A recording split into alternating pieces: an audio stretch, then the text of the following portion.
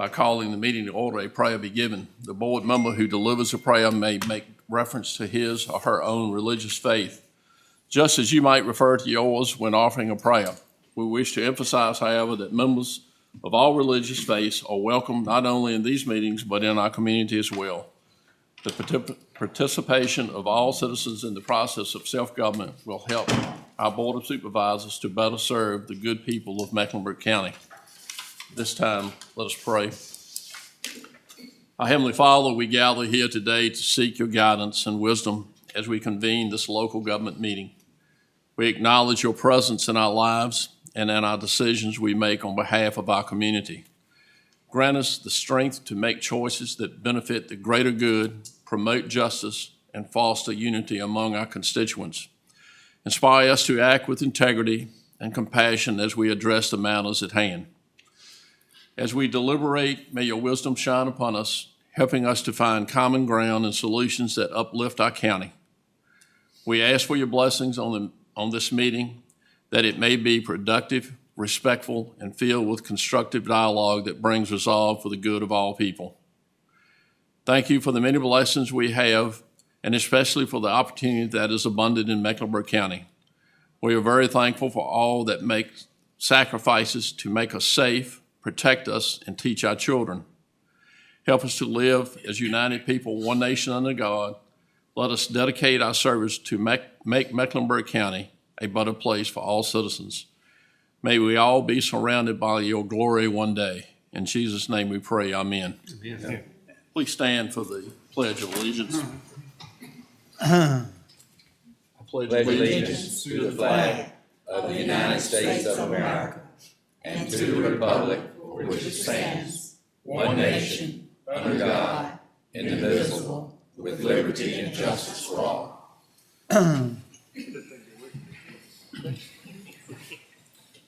You have your minutes from our October meeting in your packet. I'll entertain a motion to approve those minutes. Motion to approve. All in favor say aye. Aye. Motion carries. Any additions or deletions to the agenda? With the resolution? Yeah, we got to add a resolution. At the very end. We'll put that after the public comment. That'd be a good place, Wayne. That'd be D1 probably. All right. Thank you, sir.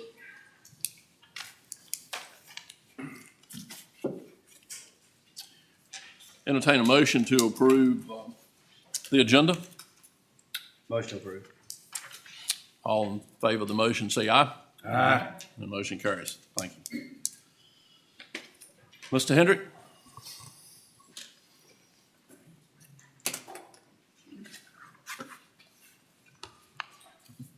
You have an application by Henry Wilson for a special exception permit to construct a recreational vehicle park consisting of 10 sites. This property identified as county tax number 1970000-A-017. It's owned agriculture located on the east side of Route 4 Wilson Road, approximately 900 feet south of its intersection with Tanner Drive. Election District 6, County of Mecklenburg, reference D book LR-1-4276. Anyone here need to speak on this application?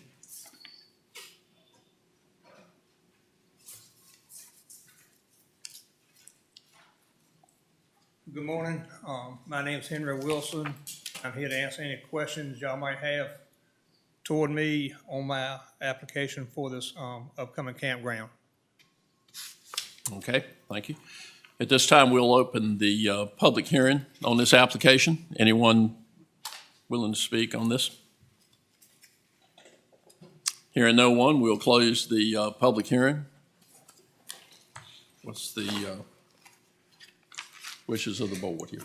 I believe it's in District 1. 6. 6, okay. Motion to approve With the planning commission recommendations. Yeah. with planning commission. Yes, and a long list up there. Yes. All in favor of the motion, say aye. Aye. Motion carries. Never seen that video before. 39 conditions on this thing. I think that's standard procedure now with the recommendation of the planning commission. Tag We that need on to the remember end. that one, sir. Yeah. He needs to remind us when he reads it. Okay, next one, Rob. You have an application by from John Elder III for a special exception permit to allow for one recreational vehicle site. This property identified as county tax number 025-000-A-044 is on agricultural and is located on the south side of 660 Old Cox Road, approximately 1.5 miles east of its intersection with Route 662 Whiteman's Road, Election District 7, County of Mecklenburg, reference D-Book LR-12-577. Anyone would like to speak on the, regarding the application? Hearing none, we'll open the public hearing on the application. Anyone like to speak? Hearing no one, we'll close the public hearing on the application. That is my election district. Make a motion to accept the application with the conditions of the planning commission. Thank you. All in favor say aye. Aye. And the motion carries. Mr. Carter, you up next. Yes, I am. We next have a request to abandon a section of Buffalo Church Road. We have advertised the public hearing, so we need to hold that today. And then we can do that for VDOT per the request. The adjoining property owners have been notified. Mr. Smith, as I understand, they're all in favor. We have letters from them, correct? Okay, so all we need is a motion to approve this. We need a whole public hearing on it first. Okay, public hearing. Yes, sir. All right, anyone, public hearing is now open. Anyone like to speak on this matter? Hearing no one, we'll close the public hearing. Yeah. This part of the road actually goes to the parking lot of the church. It is. So they're Okay. actually getting rid of the area that goes Okay. to the parking. That's all. All right. Entertain a motion. It's, So moved. yeah, I'm gonna say it's right borderline of us, but we both agree. But no recommendations though, right? No, just. Yeah, right. We're just gonna pass this resolution and there's no conditions Yeah, on we it. got to be careful this day Yeah, and time. am I right? Mr. Smith, there's no conditions on this one, right? No conditions, okay. He doesn't want any conditions. Okay. Yeah, Mr. All in Chairman. favor of the motion, Mr. say Chairman, aye. Mr. Chairman, got one question. Okay. The land, the road, who does it go back to? We'll go back to the church in this case, because So the the church church owns all owns the around. land on both sides? It Okay. is. But literally, it went down into the church's parking lot. It is. Pretty much all the way across. Oh, yeah. So, this was as the request of the church elders. The adjoining property owners had no issue with it. They've got an easement across the church property to their property now, and everybody's happy. That's my understanding. Okay. Any more discussion? All in favor, say aye. Aye. Motion carries. Okay, Mr. Carter, we got some public comment? None, sir. None? Okay. We'll move along to the resolution. Is Oh, anybody you here reading rep- this? Yeah. Okay. Who is it? 'Cause I haven't seen You had, it's Carrie Poole. it. Okay. Carrie Poole on her 100th centennial birthday. Anybody representing Miss Poole? Her dog. Okay. Would you like to come forward?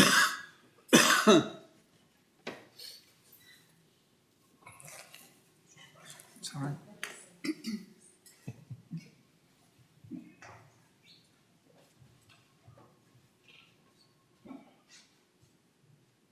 Whereas the Mecklenburg County Board of Supervisors does hereby wish to honor Ms. Carrie Poole on reaching her 100th birthday. And whereas Ms. Poole was born on September 14, 1923, in Halifax County, and attended Phillip Business School in Lynchburg, Virginia.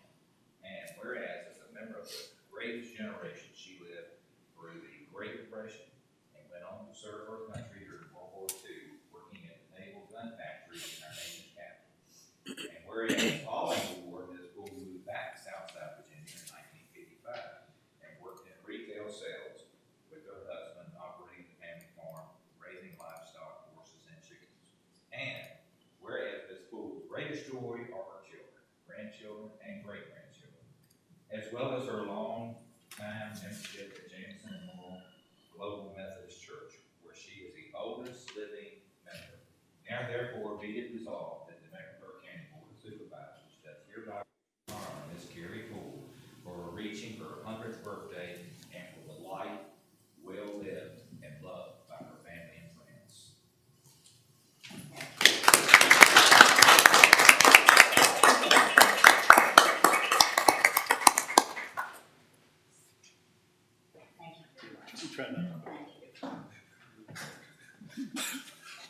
Or y'all backing out of the picture one? We're trying not to photobomb over here. Taking the score away from we can go. All right, very good. Congratulations to Ms. Poole. Okay, Lake Country Area Agency on Aging, Ms. Johnson.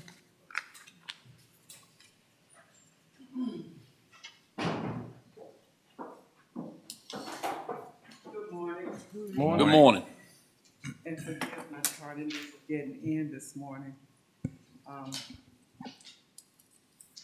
To the Deputy County Administrator, Alex Gottachop, Ms. Jenny Whittemore, Administrative Operations Manager, Duty Clerk, and the esteemed Mecklenburg Board of Supervisors. Thank you for the invitation to meet you all today. I'm a little bit nervous, so and to give you a brief overview of Lake Country Area Agency on Aging. Now, I'm sure that a lot of you probably know more about Lake Country than I do, but I'm going to go ahead. My name is Marveline Tiller Johnson. I am currently the President, CEO for Lake Country Area Agency on Aging as of September the 9th, 2022. I am a native of Brunswick County, graduated from Brunswick Senior High School and Virginia Union University. I previously served as the Adult Daycare Coordinator, Hazelwood House, and the Executive Vice President for Lake Country. As you all know, the mission of Lake Country is to serve as an advocate for persons 60 years and older by helping them to achieve a better quality of life, to secure and maintain independence and dignity in a home environment for older individuals who are capable of self-care with the appropriate supportive services, to remove individual social barriers to economic and personal independence for older individuals, and to provide a continuum of care to the vulnerable elderly, serving those older individuals most at risk of institutionalization. As you know, Lake Country is a nonprofit 401c3 organization that was consolidated into one department January of 1975. It services the services to the age received Title III and Title V funds from Older Americans Act and local funds from the counties of Brunswick, Halifax, and Mecklenburg, and the town of South Hill. The following programs are offered at Lake Country. We have a wonderful nutrition department that is coordinated by Jenna Smith. We have home-delivered meals, commonly known as Meals on Wheels. It's a healthy meal providing 1/3 of the dietary reference intake delivered to the homes of older adults who cannot prepare such meals for themselves. Our home-delivered meals are received by older adults who are 60 years of age or older and reside in a Lake Country Area Agency on Aging served region. They are unable to leave the home to attend regular social activities, and they are unable to prepare meals for themselves, as well as able to safely remain at home with meals. We serve 1 hot meal and 4 frozen meals for the remainder of the week. And as we're having holidays this week, they will be receiving doubles for the week. Daily social contact and wellness checks from a Lake Country staff or volunteer delivering the meal is always conducted. There is no minimum charge for home-delivered meals, but voluntary contributions are accepted and encouraged according to one's financial ability. We also have the congregate meal sites. Currently, we have 5, located in Lawrenceville at the Lawrenceville United Methodist Church, in South Hill at Rehoboth United Methodist Church, in Chase City at the Estes Center, in Clarksville at the Clarksville Presbyterian Church, and in Halifax at the Dan River Community Ruijten Center. These are all located within our service area. While they're there, they are provided a healthy, balanced meal while encouraging socialization with other participants. Participants are required to contribute $1.50 for each weekly visit to the site once they are enrolled in the program. They are welcome to donate more if their financial abilities allow them to do so, but it's not required. They can attend also as a visitor for a contribution of $4 that is required each time they visit. Both programs starts with a home screening from the case management team for an initial assessment, a telephone follow-up, annual reassessment for eligibility, and additional home visits as necessary. Emergency Food Bank program distributes surplus and salvage food to individuals or families 60 years or older. Eligibility is determined by the applicant's monthly income and their emergency need for food. The food bank is not a steady food supply, nor can we guarantee the quantity and type of food available. This service can only be received once a year per person. We have an in-home care program. The in-home care services is a service provided to older and disabled persons who may not need nursing home care but require some assistance with their day-to-day health and personal needs while living at home. Again, our objective is to promote continued independence through provisions of service designed to remove housekeeping and isolation barriers. Through this program, we give the quality care that enables a person to remain independent by providing a service that preserves a personal sense of independence and security. Also, enabling a person to maintain that familiar community setting, as well as providing respite to the family member who are sole source of support and caregiving. Home care may be necessary for persons recovering from a variety of circumstances, such as older and disabled adults receiving or recovering from an acute illness, such as a heart attack or stroke, or an accident, such as a disabling fall, or other chronic or mild conditions due to failing health that makes it a little harder to carry out simple daily tasks. So our in-home care allows for home maintenance services such as shopping, meal preparation, and light housekeeping, as well as assistance with their ADLs, walking, bathing, dressing, and even toileting. We have adult day health care. This adult day health care provides a secure environment for adults that cannot be left alone in the daytime. It is a program for socialization, mental stimulation, and exercise appropriate for physical capabilities of participants, as well as a program that provides daytime nutrition for participants in a home-like setting. We have certified healthcare professionals present at all times to monitor the health-related needs of our participants. The adult day healthcare benefits any older adult who is not capable of full-time independent living or unable to stay home alone while family members work, and would benefit from structure, stimulation, and or socialization. So the adult day health care is a daytime home away from home. Hazelwood House, as we call our adult daycare, is a state licensed adult health care center that provides services and opportunities for older adults and adults with special needs in the Halifax, Mecklenburg, and Brunswick counties. Staffing consists of the coordinator, the program assistant, the activities facilitator, and 2 certified nursing assistants. We serve a nutritious meal, which is cooked in our kitchen, and 2 snacks provided daily.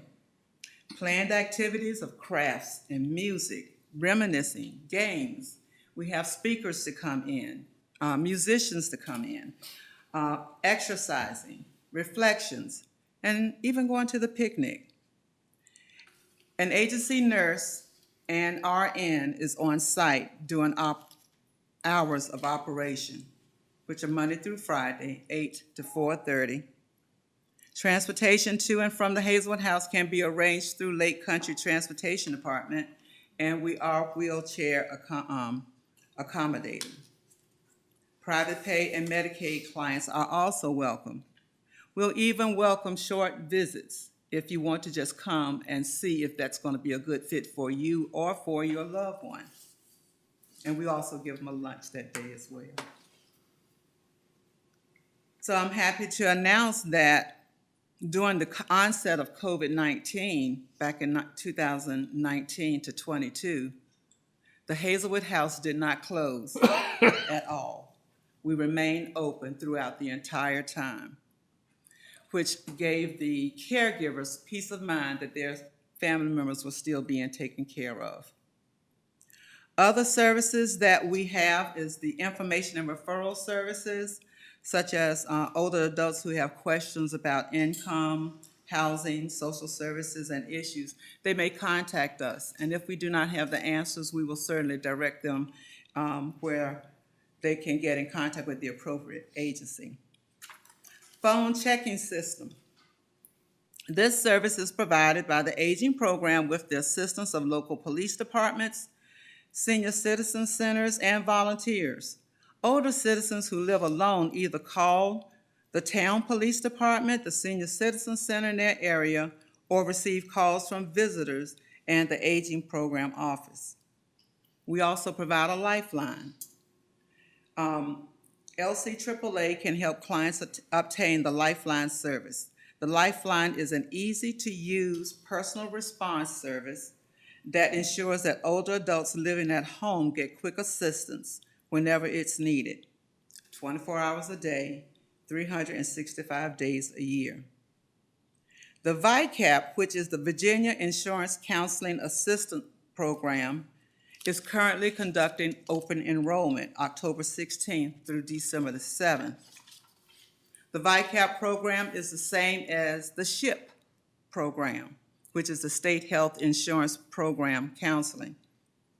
Our VICAP program is mandated by the Centers of Medicare Services, CMS, and it is fully funded. Our VICAP counselors are staff members who have received specialized training and supervision on health insurance counseling issues. They are not connected with insurance companies, nor are they licensed to sell insurance. Their purpose is to serve inquiries objectively and confidentially and help participants make informed decisions about their Medicare insurance. They explain insurance benefits to help individuals understand, file, and resolve problems with Medicare and claims. They help individuals compare Medicare supplemental policies, drug plans, and Medicare Advantage plans that are sold in their areas and cover their specific needs. VICAP counseling is provided depending on the person's need and can be provided by telephone, or if they would like, make an appointment to be seen in person. There is no cost for this service. Options counseling is a decision support process that includes listening to expressed preferences, values, and needs, talking about options based on need and preferences, supporting an individual to make informed choices, connecting that individual to services, and following up with them. And lastly, legal aid. Legal aid advice and representation by an attorney in counseling or representation by a non-lawyer to persons with economic or social needs. If they have a need, we try to meet that. And I'm going to turn it over to my transportation coordinator who came with me. He can tell you just a little bit about the transportation part, but I do want to say thank you for all of your support. This has been an eye-opening first year as the president of the organization, and I am looking forward to many, many more years at Lake Country and your continued support, financially as well as in person. We just had a yard sale, and I don't remember seeing any of your faces there, but I'm sure next time we'll get the word out here. Thank you. Yard sale. Anybody have any questions for Ms. Johnson? How many people do you employ or volunteers do you have, just roughly? What you've named off is just huge.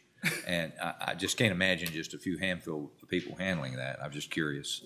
Well, right now we have 72 individuals on staff. We do not have a volunteer program right now because prior to COVID, we had some volunteers that would come into the center. But since COVID, a lot of that has declined. Right.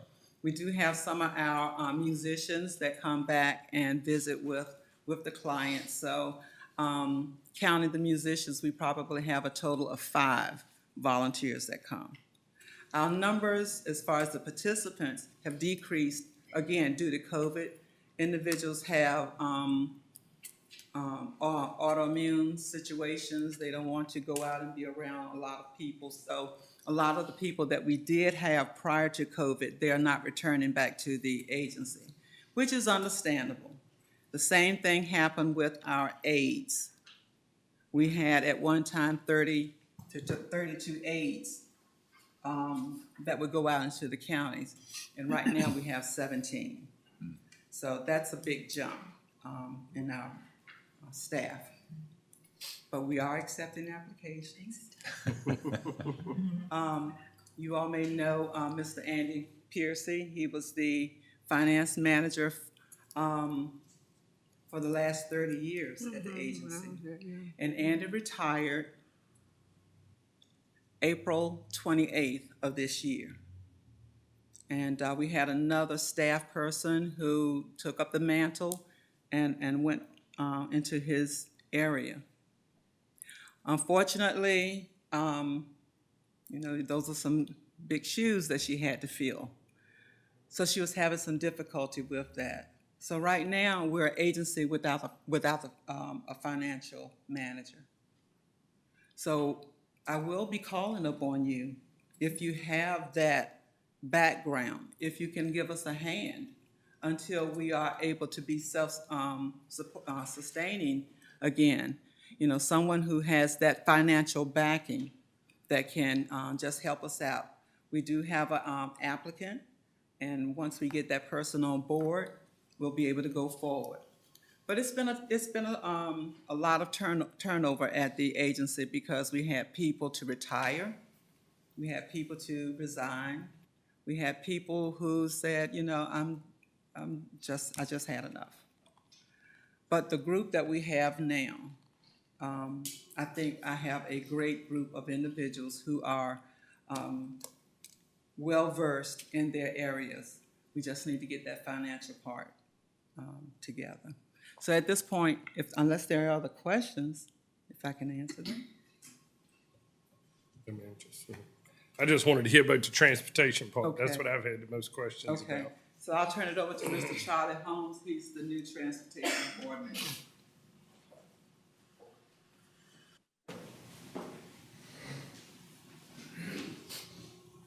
Again, good morning, everyone. The board, my name is Charlie Holmes. I'm the current transportation coordinator for Lake Country Area Agency on Aging.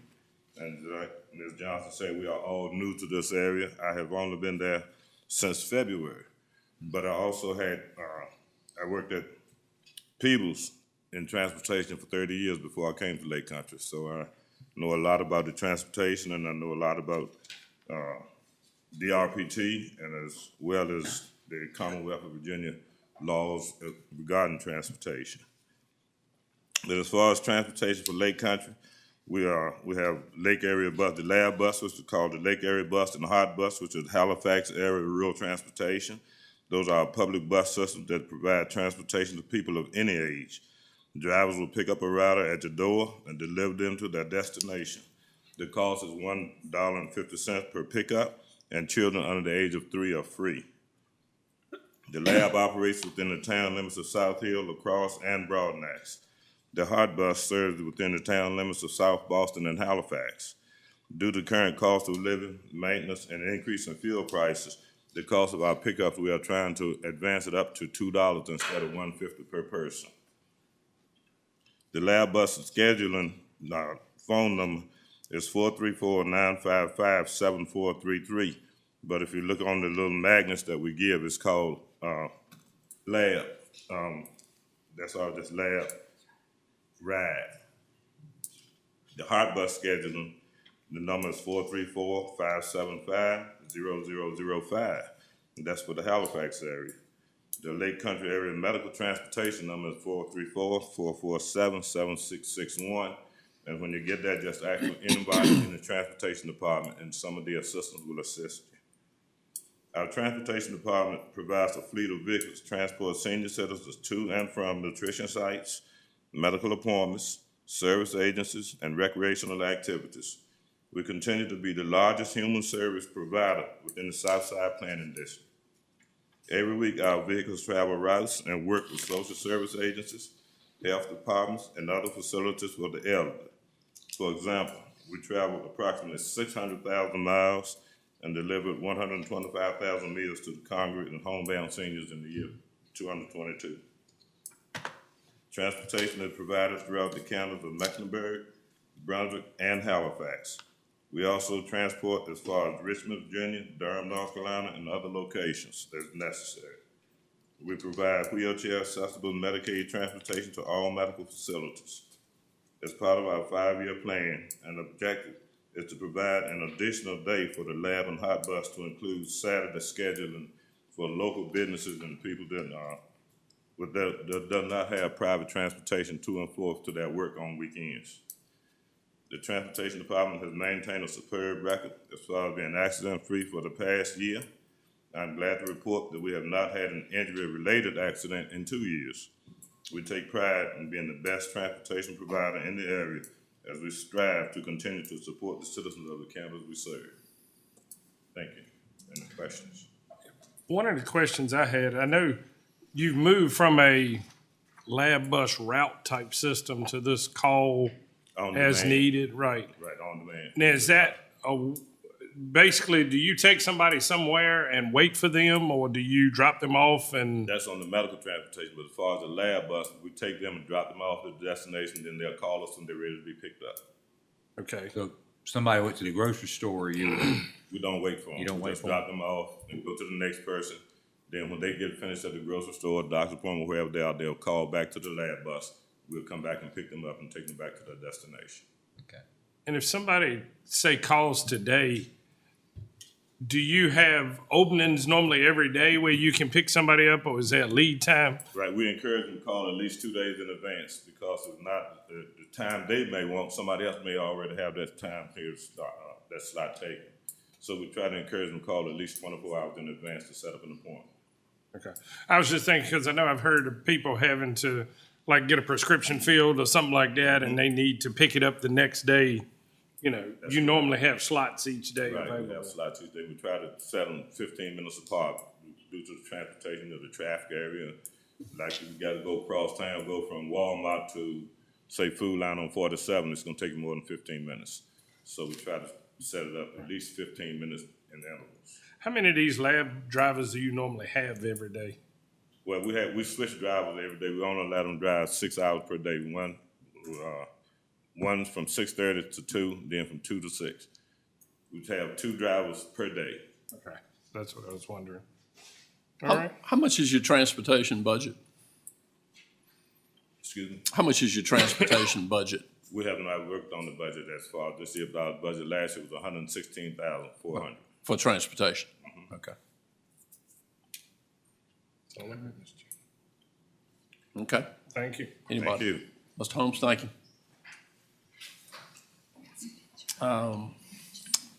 Kevin Smith, VDOT update?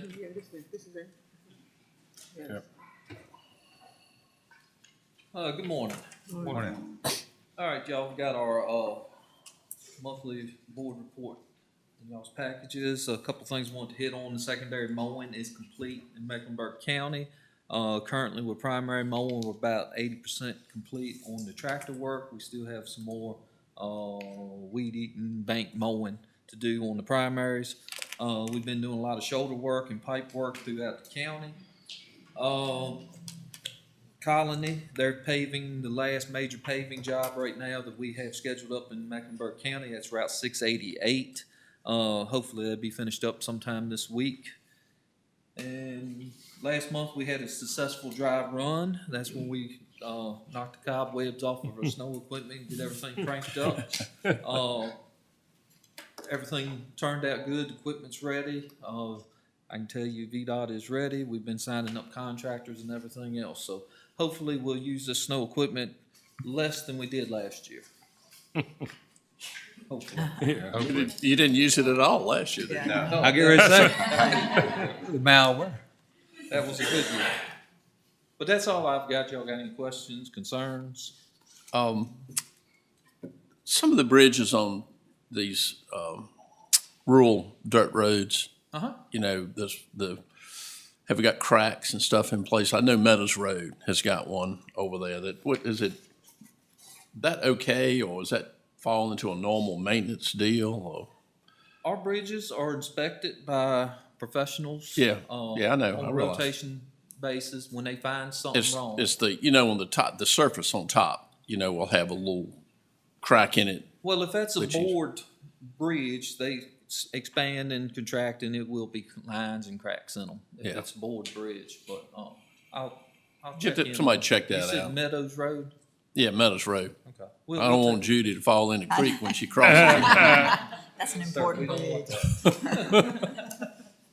And thank you for taking care of that issue in La Crosse too. Sir, like I said, take a look at it, make sure that's what we need to do. If not, we'll take another whack at it. All right, thank you, sir. And I know last month I brought up about for the pipes and the speed bumps. Let Mr. Griles know he did an excellent job of fixing those. I will let him know. He'll like to hear that. On your mowing, around the Trading Post Convenience Center, you know what it is down the Trading Post. The first time you cut past the pole when y'all was mowing, and I wonder, can we continue to do that, because they stopped doing it and it still created another blind spot. So if you can keep it cut down, then they can see around the curve when All traffic right, is coming. we'll take a look at it, see what we can do for you. Okay, I appreciate it. Thank you. Yes, sir. All right, very good. Any more questions? No, sir. Thank y'all. All right, thank you, Kevin. Have a good holiday. You too. Mr. Jones, Economic Development?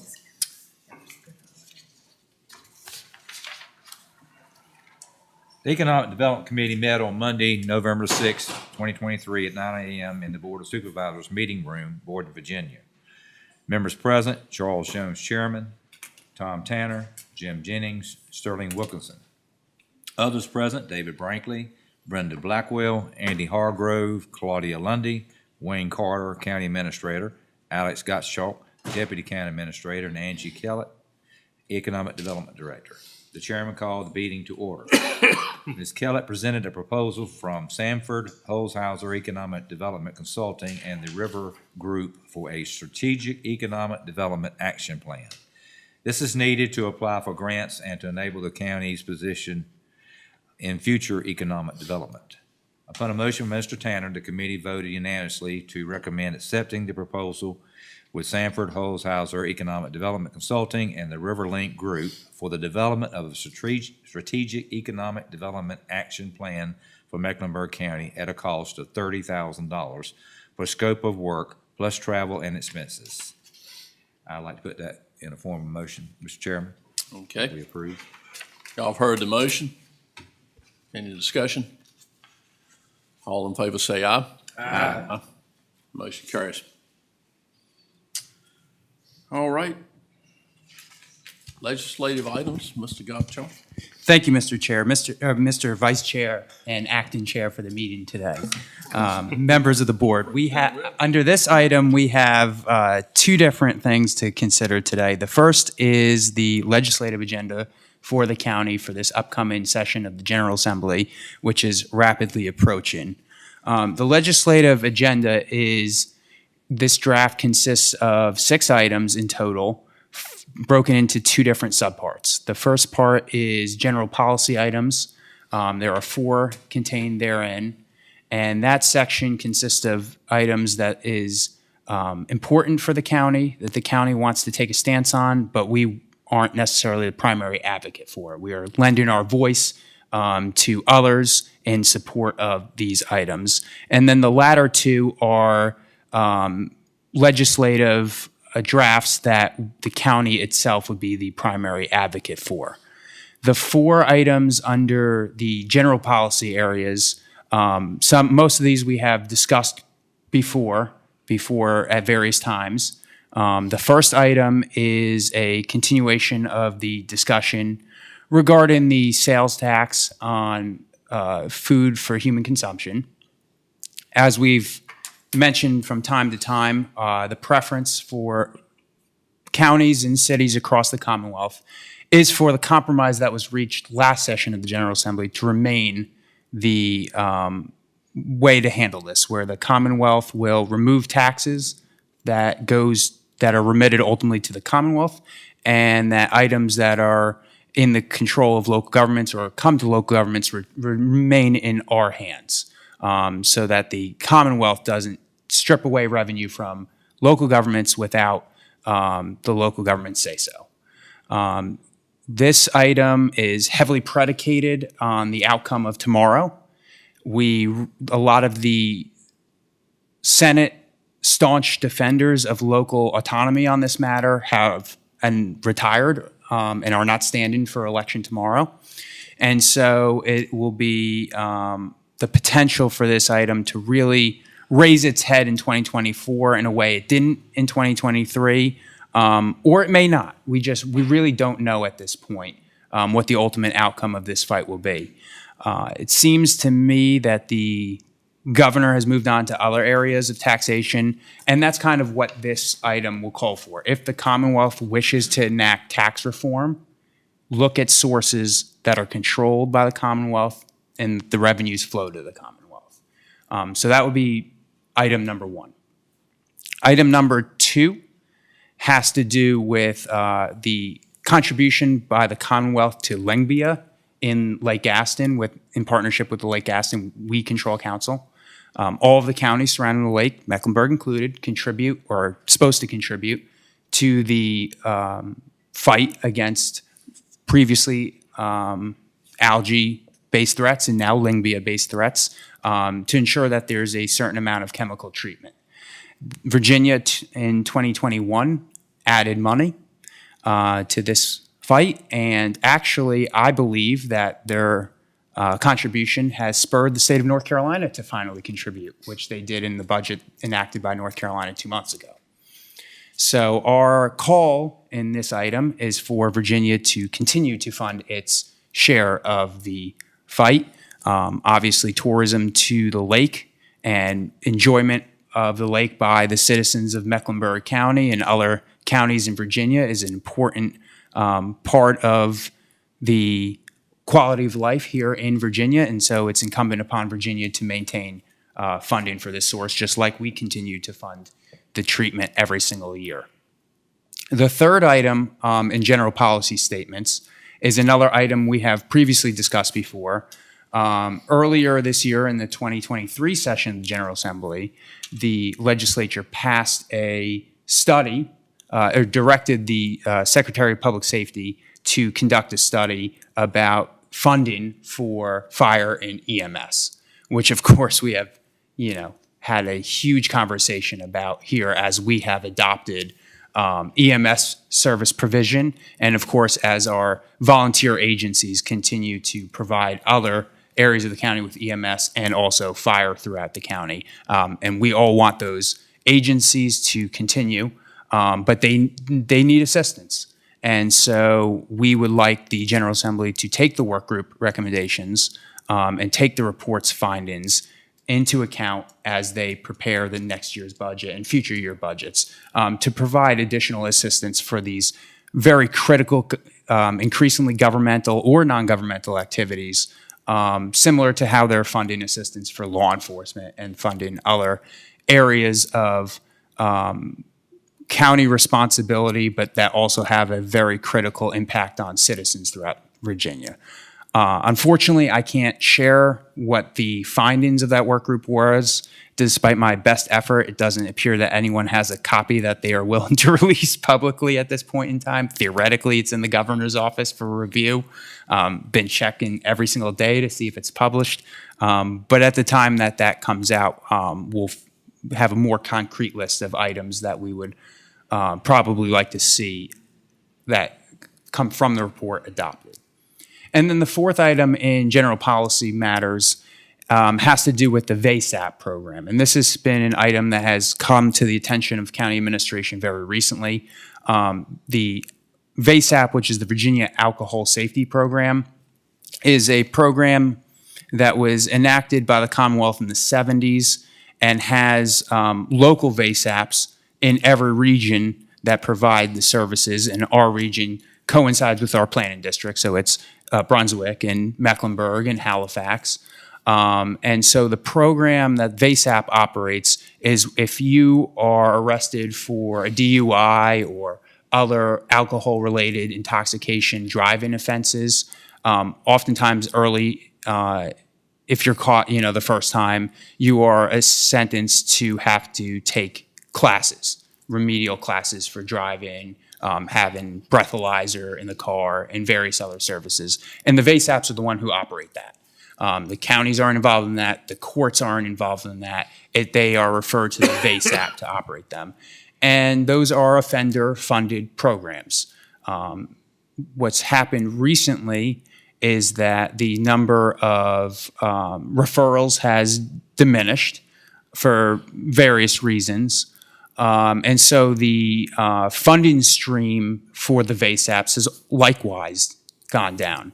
And so the local VASAP is facing a need for increased revenue, whether it's from higher fees on the offenders who cause the services to need to be provided, or from the local governments and therefore the general citizenry. And so the perspective of the local administration, and this has been advanced by Halifax in particular to our legislative delegation, so we're signing on to that call, is that the offenders for this particular item should be the ones who pay and not the general citizens, because the offenders of the intoxication laws are the ones who cause the problem and they're ones who need the services. And so this request would just ask that a fee which has not been increased in my lifetime go up in order to make sure that the VASAPs have enough sufficient revenues in order to continue to operate a high-quality remedial education service in hopes of making sure that people who drive under the influence do not replicate that offense. So those are the four on the first section of this agenda. The two items on the latter section, which are, as mentioned, items that we would be the advocates for. The first one consists of what is called RIFAs, Regional Industrial Facilities Act. And RIFA is a statute by the Code of Virginia which empowers local governments to partner together to create a new entity to operate economic development sites. The new entity is staffed by appointees from the participating governments, and it has certain powers that are granted to political subdivisions throughout the Commonwealth. Powers such as the ability to raise money through borrowings or debt, and the ability to execute projects. We have had this topic arise several months ago, and in a review of the statutes, it has shown that only cities and counties can participate together in RIFAs, not towns. Towns can if you have another county or city. Well, we have a number of towns here in the county, and we would like the opportunity, if we so choose, to partner with one of our towns on the potential for a new site development.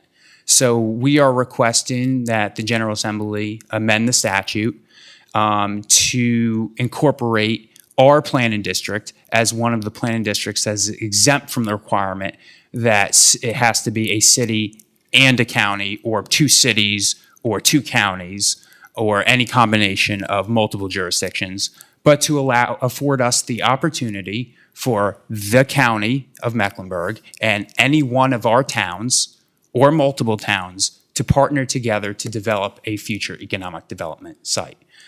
This is an item that Delegate Wright was very receptive to, is willing to sponsor this one.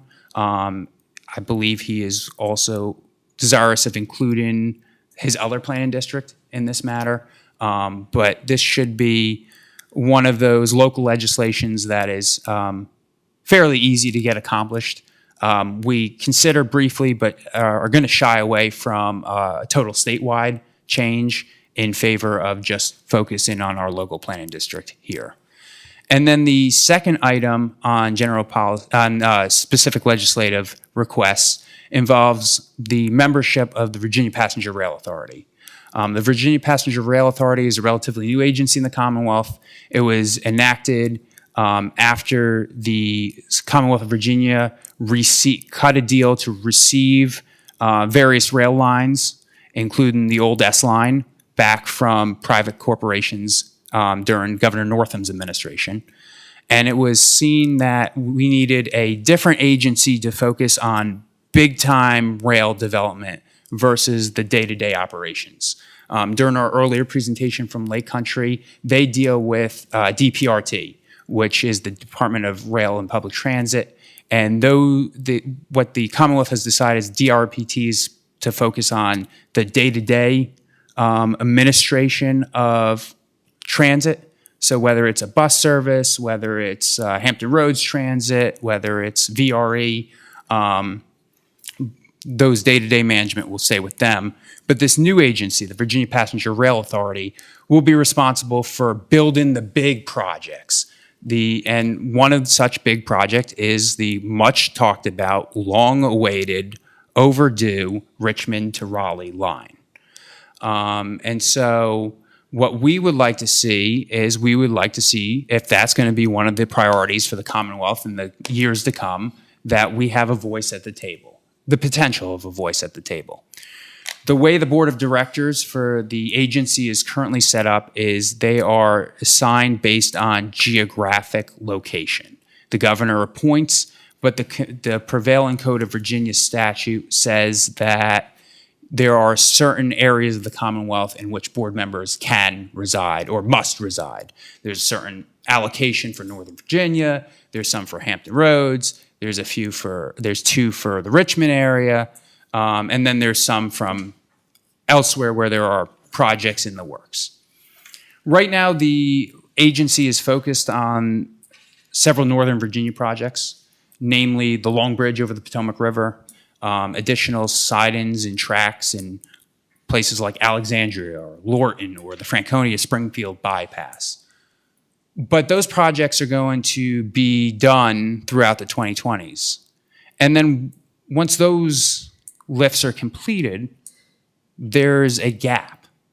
And we want to fill that gap. We want our project, the Richmond to Rail line, to be the next big project for the Commonwealth of Virginia after Northern Virginia is concluded. And the only way that that's going to happen is if we continue to have advocacy on the matter. And the best way to have advocacy is to have a member of their board of directors. So what this legislation would propose is that the 2 seats that are in Richmond currently are tied to what's called the Richmond Metro Transportation Authority, which consists of the city of Richmond, Chesterfield County, and Henrico County. We believe that this should change to the Richmond Transportation District, which is a highway construction district under VDOT, which includes those jurisdictions, but it also includes pretty much the entire Richmond to Raleigh rail corridor, including Mecklenburg County. By changing the source of apportionment to this area, we would have an opportunity by a future governor to appoint somebody from Mecklenburg or from Southside Virginia to this board to ensure that this project continues to get its due.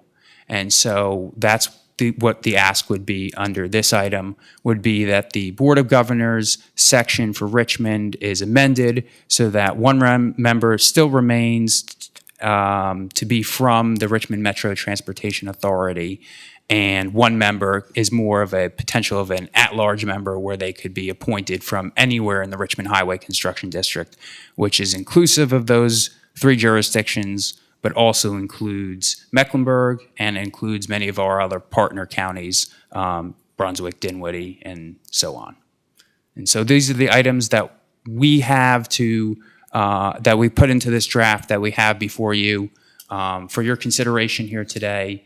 Obviously, this is amendable at any time. If there are other items that arise, we welcome them and we'll craft them into the agenda and add them. The bill drafting pre-draft deadline is the end of this month.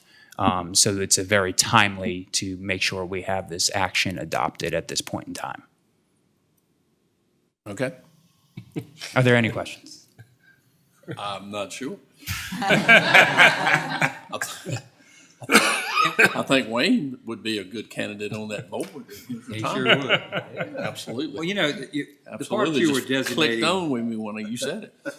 you were Really, designating Wayne, I'm serious. towns instead of cities. You know, we partnered with the towns with the park over in Occoneechee, and that works. And you're saying that we're not allowed to do that now? We are allowed to do that through other mechanisms. We're not allowed to do it through a RIFA. We can do that through what is a general revenue share agreement. Traditionally, revenue share agreements have to be approved by the Commission on Local Government, which adds another step to the matter. But the big thing that RIFAs allow you to do is RIFAs allow you to borrow money. And so the bond councils that we talk to on a regular basis have recommended that this is the best path forward. Of course, with most economic development site these days, there's a tremendous amount of investment that has to go into in the infrastructure to make it what's called site ready or pad ready. And so you're faced with either contributions from the member organizations, which is pay-go method over time, or if you have the RIFA, you also have the ability to borrow money to, institute some of those projects in a more timely fashion. So it provides another avenue by which we could go about doing those projects, and unlock some tools that aren't necessarily available under the other methods that are currently available to us by law. Okay. So what kind of action do you need us to take here? Adopt a resolution to enact this legislative See the agenda. resolution. Yeah. I assume everybody else has looked at it also. And Any more discussion on that resolution? no, I'd just like to thank Alex for all his hard work, and Absolutely. I would make a motion as the chairman of the legislative committee that we adopt this resolution. Okay, the motion's been made, y'all have heard it. All in favor say aye. Aye. The motion carries. Thank you. And then the second item we have in front of you has to do with the School Construction Assistance Program. This program was enacted by the General Assembly in the 2022 session, and they provided $450 million of state general funds at that time to help fund school construction throughout the Commonwealth, which is the first time the Commonwealth had contributed in any substantial way to school construction, unrestricted from loans, so pure grants, in about 70 years. The program had an initial grant round. It awarded most but not all of the funds. At that time, obviously, we have the Clarksville Elementary project, which is in progress and going very well. But when I sat down with then Superintendent Nichols, then Assistant Superintendent Warner, and Facilities Director Dalton, and we scored the project. In that time, we did not believe we would meet the minimum threshold of 65 points. Since that time, obviously, the Commonwealth awarded a round, and they have revised some of their statements and guidance around what qualifies for certain points and what doesn't. And so upon a re-review of the process, which Superintendent Warner and I did recently, we now believe that we could have the potential to exceed 65 points. That doesn't mean we're going to get a guarantee of award, but of course that would mean we would be eligible for award. And so what we're trying to do is we're trying to maximize as many points as we can now that we're eligible.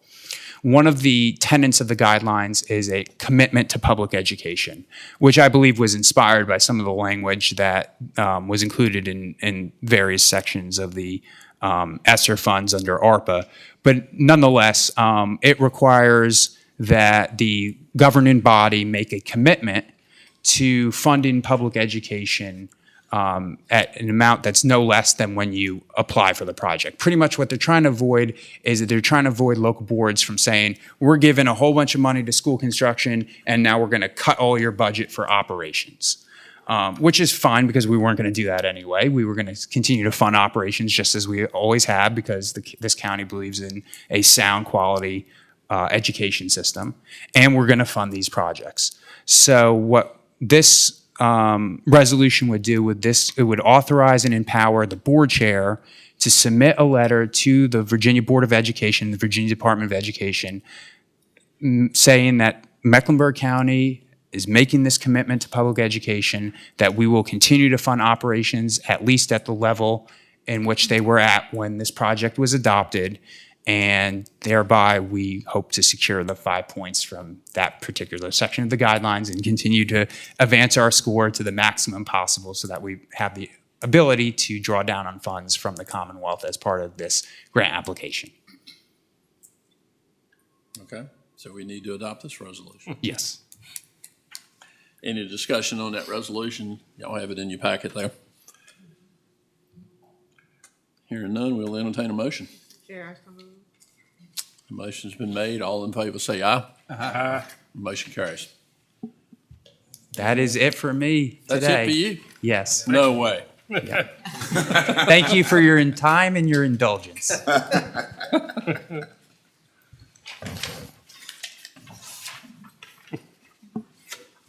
Mr. Carter. I want to thank Alex for his work on the legislative package. He does a great job on that. You've got in front of you the building inspector's report. Permits are down some. Luckily, we are being carried a lot by our commercial side, continuing to grow there. So our total amount of permits to year are keeping up with last year's, fairly close. You've got the zoning administrator's report.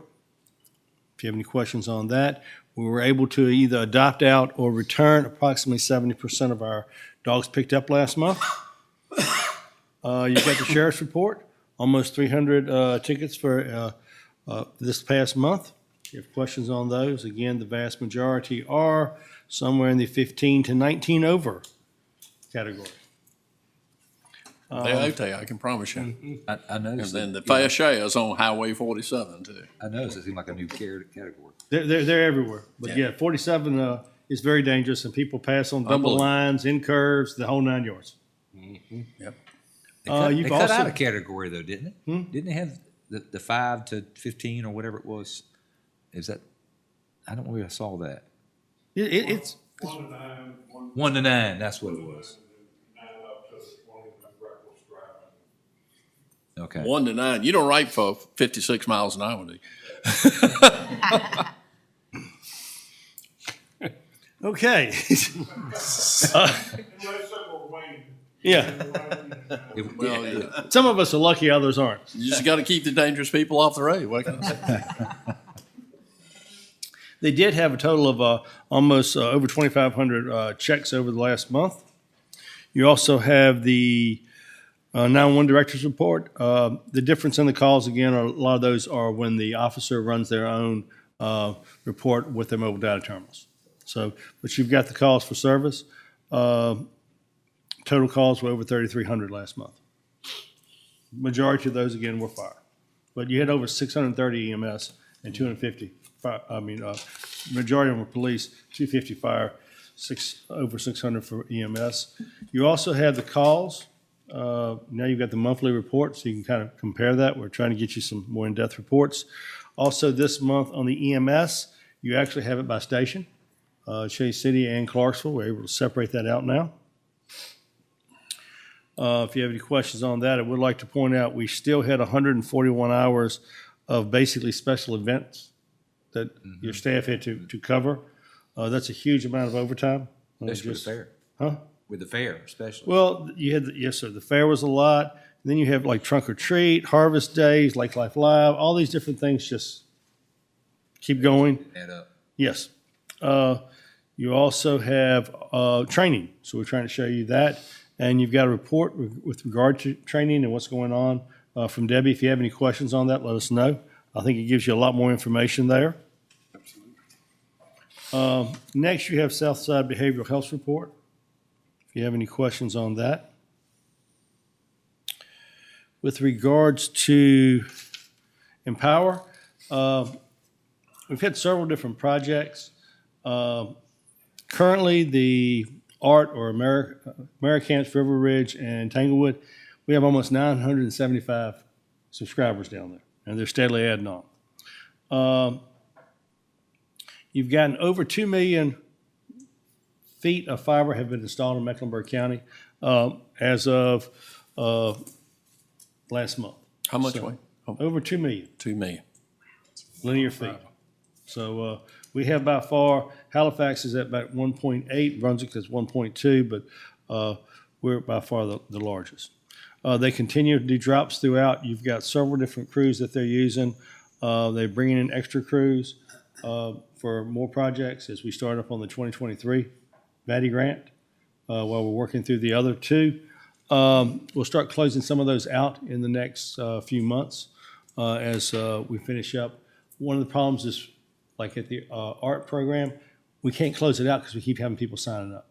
And there's so many of them that they can't close it out because they're going, well, I've still got 80 in the queue.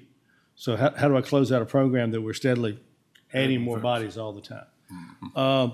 You will see them throughout the county. And you'll see fiber going in everywhere. You've got Mid-Lane Broadband putting in fiber. You've got Empower putting in fiber with both their crews, National On Demand, and then ones like River City, different crews that they have that are doing back and forth. If they have power lines that they're working on, they have them on that. They have a few days off, they go to putting in fiber. I noticed last week they were putting it in the Rehoboth area. I felt like the rest of the world probably had it by the time if they were putting it in over there. It's all over, and they're moving around. They've been putting a ton of it down on 903, all the way through, and then on the south side of the lake, over at Granite Hall. North. Yeah, They're they're rolling everywhere. And then Also also a lot you've of got- different crews out there. Yeah, too. and you've got Dominion's putting theirs in too. So they're putting in the middle mile, like on 47, whatever, and then they'll have Empower come back to put that in. Right now, though, we have for construction right now over 230 miles approved. A little over 27 miles have been put in by National and some other ones. So we're steadily moving forward on these projects. We're also getting ready to apply for the 2024 VADI. So we're steadily moving on each one of these. We are also trying to get approvals or requirements that those areas that are taken in by the previous federal grants, the CAF grants and the RDOF, if those people have not, those companies have not put in or shown any effort to go into a community, that those grants be discontinued, and then those are opened up for the VADI grants. Right now, we cannot apply for those. So you have many areas of the county that we don't have any grants for because the provider of that is not out there. But you've got also some other ones like CenturyLink and different Shintel, different ones that are putting in fiber cable. They're cable companies, but they're putting in fiber also. So, I mean, you've got crews out here everywhere. So we're steadily moving forward. Just wanted to let y'all know. Haven't given you an update in a little while. You have a 2232 review of a cell tower that is, let me get back over to it. That's in the Red Lawn area. The Planning Commission did recommend it. If you all want to review that, you do have that ability. There's no action required by the board on this matter. Okay. But it has been approved. So that'll be a 195-foot tower in that area. I'm sure it's needed back in that one also. I know I was down that way the other day. Finally, let me get down to it. And Planning Commission representation. This is something that Mr. Brantley brought up. So we've got it out here for you now. You've got a couple months to decide what you want to do. Jenny did look back and gave everyone's terms. You have 3 districts with no representative. So you're going, if you want to keep everybody having a representative, you're going to have to add those 3. And then you've got to decide what you want to do with the 3 that have 2 representatives. And one of the things, as Jenny did look up, both the chairman and vice chairman are in those double districts. And well, if you did previously what you did, the first person who would come up would go off, you'd lose your chairman and vice chairman in the next year. Not sure y'all want that. So y'all need to think about this. The reality is you've got a couple months because you've got really until January meeting because planning commission and that point in time wouldn't be, you've got the members on there now through the end of the year, then y'all could decide that. But you need to have this discussion and determine what you're gonna do. If you wanna keep That'd be those the best additional. time, in January. I mean, you can do it next month if you want to. Can we have at-large members? Yes. So if we wanted to add 3 at-large members to be able to still allow these people to serve, we could do that. The code allows you up to 15 people. And one of them can be a board member, one of them can be a staff member, and then the other 13 is whoever you want. You could also make the chair and the vice chair at large, and that gets rid of the first cycle out of the term issue as well. All right, I mean, Well, we just want y'all to know what's going on. It was something we discussed before. David had brought up at a board meeting. We thought it was time now to really put this out Probably to you. quicker, better than later to do Right, I mean, this. we can, y'all think about it. If that's what you want, you could have, these 3, and you might, some of the other members also might decide that they are willing to end their term early. I don't know. Mr. Yeah, it's a Vice few in there, you know, well, maybe a lot of us getting a little age on us, so moving up, but, you know, I think we need to elect somebody, these districts that don't have nobody, I think everybody needs to be represented. Absolutely. And, but I think these, you know, like Charlie Ramey, he's been on there 40+ years. You hate to ask a man like, and he does a wonderful job. You hate to ask a man like that to step aside. Yeah, He's did quite a. Mr. Lassiter's been on there 32 or 33, because he came in with Mr. Hudson when I first was here, so I'd say he's been on 32 years. We could put it on the planning commission's next agenda and talk about it with them. I was gonna ask you, Mr. Brinkley, what are your feelings as far as the Well, at-large? we talked a little bit about it, and I think that's what I think most of them would prefer, to leave those members on there and then go outside and pick those 3. And then these, like Mr. Ramey, if some decide to retire, you just wouldn't replace them. So we could add at-large members and then fill these vacant districts also, and I think But I that think would- the ones that's already there would be the ones you want to be on the at-large. Sure. Yeah. Sure. And then, That's- you know, like if, Jim, you don't have nobody in your district, you need to get all. Well, mine too, Donna, she's not in my district. anymore. So I think the ones that moved into Mine's another fine, district I would be your at-large members, and then the others would, of course, just be appointed. Right. So if that's what y'all want, we'll move forward that way and We put it on need to the close agenda. out on that in Yeah, I December. think- Yeah, and I think the planning commission is good with that. Yeah, I last think time that'd be a talked. great solution to do it next month. Absolutely. We'll add that to the agenda for next month. So for does an action the item. planning commission need to give us a formal recommendation on that? No, so this is No. really up to you all. Okay. Well, and plus those 3, if sometime in the future they decide, you know, they're done for, or they don't want to do it anymore, you know, we just wouldn't renew that position, you know, it would bring it on back down eventually to the, you know, we wouldn't have to have at-large Right. members. I think we need to move forward and pick these 3, Yeah. so this Yeah. not. Okay. We can take care of that. Yeah, I think that'll work. So these people that's represented at those districts, do they have to live in that district, as we do? I think the new ones would. for Yeah. sure. That's always been the policy of the board, sir. Okay. Anything else, Mr. Carter? That's all I have, sir. Tried to finish up. Wonderful job. All right, chairman's report, acting chairman's report. We've got the minutes of the Roanoke River Service Authority. You reviewed those. And the Lake Country Regional Airport, anybody have anything they like to add to these at all? The only thing I will add to the Service Authority's report is they've connected the water tank in Bracy. Hopefully, it will be online first couple of weeks of December.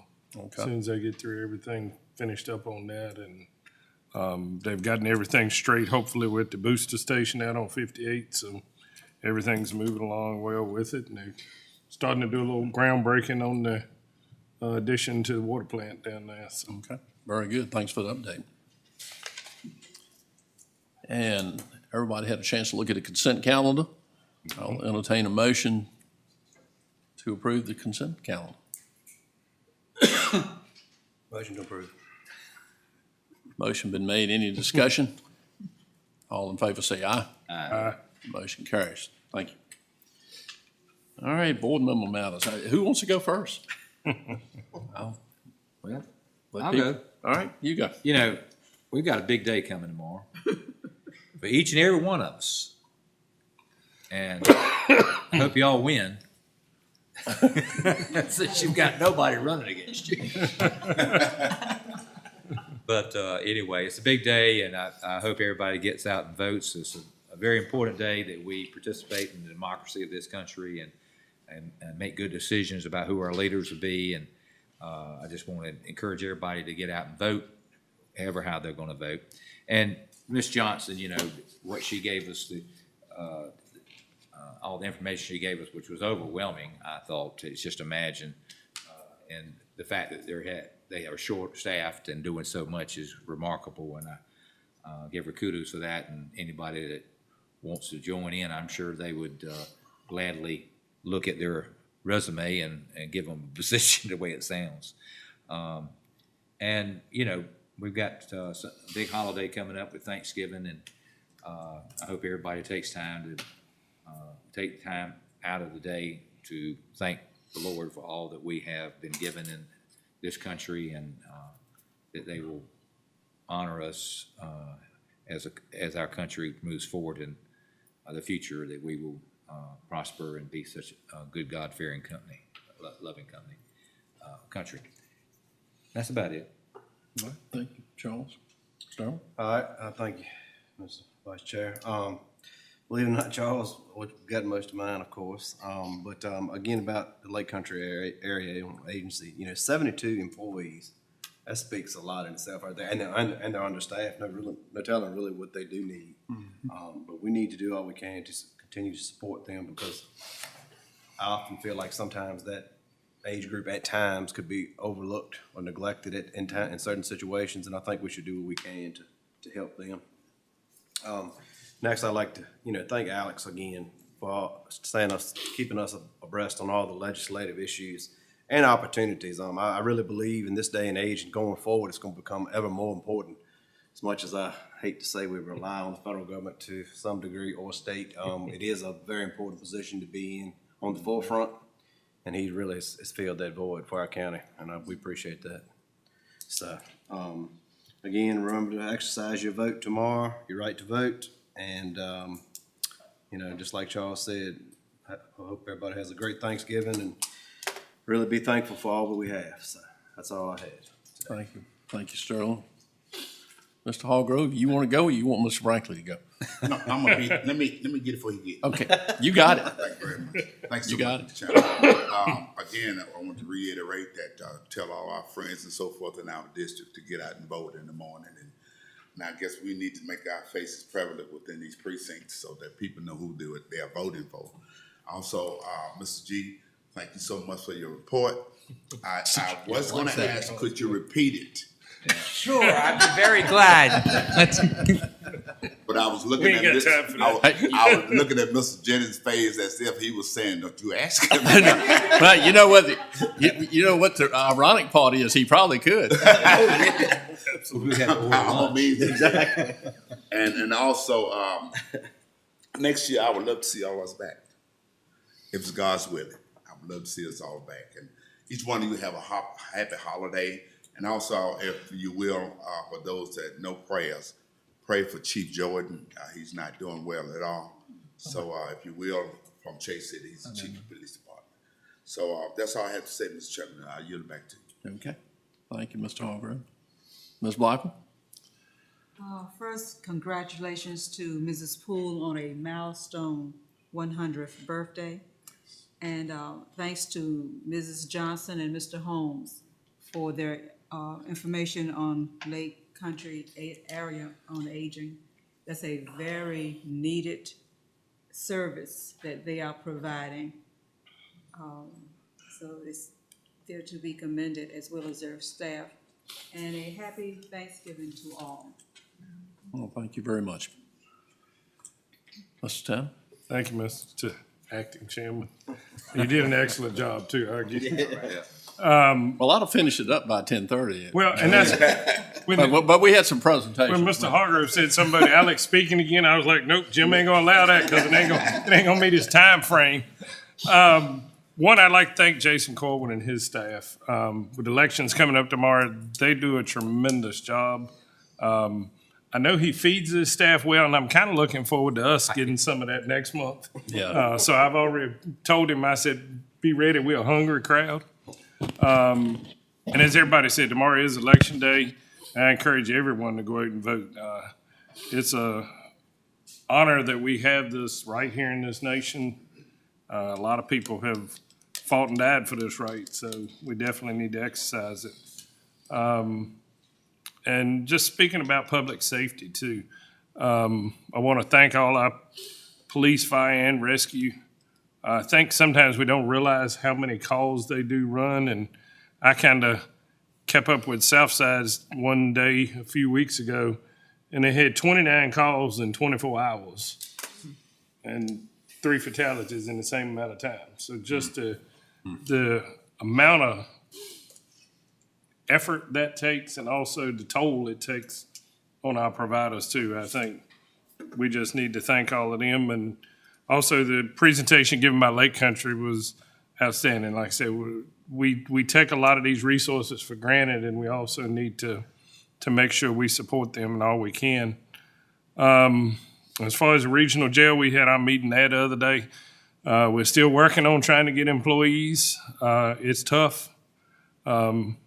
Just to give you an idea, in 2.5 years of hiring folks and folks leaving, we've had a net loss of 8 employees in 2.5 years, plus the ones that we were already down. So it's tough this day and time. Friday is also Veterans Day. Do we have any veterans in the office? I know Robert is. Thank you for your service. Thank all our veterans. And Thanksgiving's fast approaching. I think we all got a lot to be thankful for. We live in a great county. It's well run. Wayne keeps us pretty straight. And I'd like to just take a minute to thank all the citizens that voted for me in the past, and I look forward to being a part of this board in the future. And also, today's Alex's birthday, so I couldn't go by with those. And Roberts. And Roberts too. Now, I think there's a little age gap there, but happy birthday to both of y'all. Absolutely. That all you have? That's all I have. That's it. Ms. Lundy? Yes, thank you, Mr. Chair. I think we need to really help the Hazelwood out financially, because I was there with them for about 4 years, and they need your money, they need your service. I have volunteered since I had been on the board there, and but I think they need money to pay people, and they can get more people to help with the service there. That's a home away from home for many people. Also, it's an extra meal for some people who don't have food at home. So we need to look in our budget. There's any money in any place, give them whatever we can. We went up to Berry Hill a couple of weeks ago with Tanner being chair of the commissioner board. Planning commission is very good. We had a good message on broadband.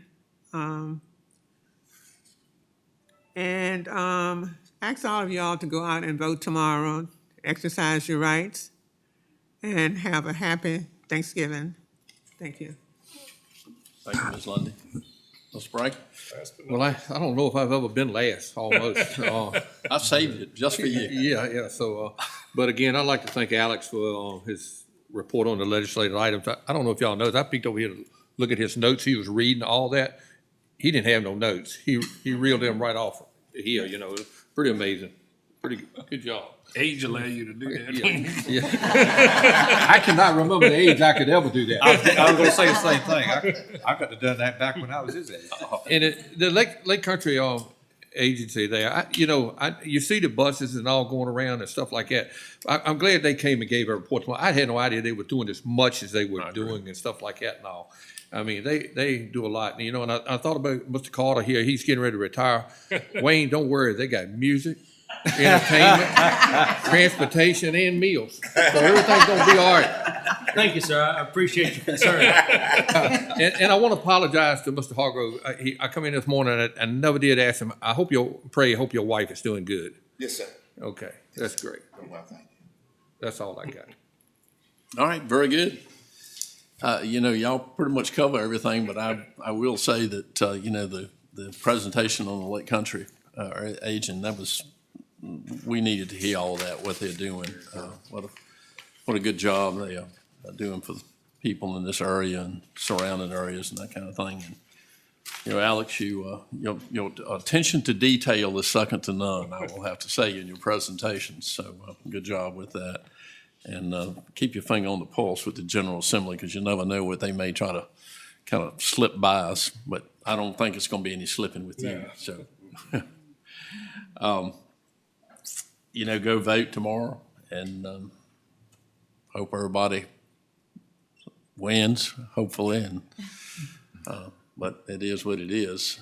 Charles, wish you the best. Thank you. So.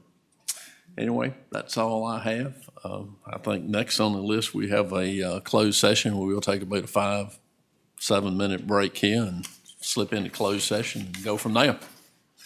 All right. Need a motion. Okay, need the motion now, right now? So Okay. moved, Mr. Chairman. Had a motion to go into closed session. All in favor, say aye. Aye.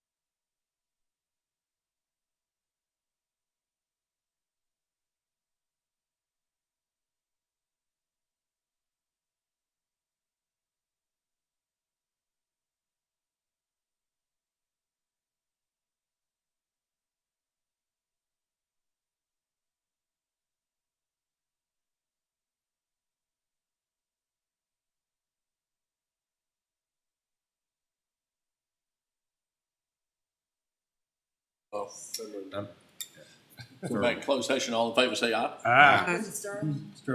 And we're now in open session, and we'll entertain a motion for certification. So moved, Mr. Chairman.